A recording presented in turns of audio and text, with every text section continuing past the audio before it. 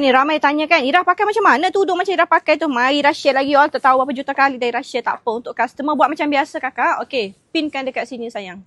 Pin dekat sini. Okey, you kena pin dulu, lepas tu you tarik macam ni. Nampak tak? Oh cantik kakak ni. Ni tengok. You dia akan tutup dada dengan sempurna. Lepas tu yang belakang ni sayang macam ni kan? Yang ni. Okey, you pin dekat kawasan sini. Ni. You pin satu dulu dekat jari dah ni kan, pin satu. Okey, dekat sini you kena jaga tau, nanti nampak leher dekat belakang. Okey, you kena tarik dia yang satu ni dengan sekali dengan ini. Ira akan pin dekat baju. So dia tak akan bergerak kakak. Dia selesa tau, dia tak akan rasa macam kerah tekuk, tidak sama sekali dah. Okey, yang ni you pin dekat sini satu.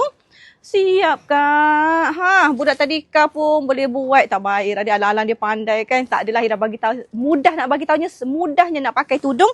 Style macam Ira pakai, style ala-ala Syah dia. Okey. You ni design baru sampai deh. Tekan dekat beg kuning. Harga berapa you dapat kat bawal on point daripada Ira Syukri. Cuba you tekan beg kuning. Harga berapa you dapat?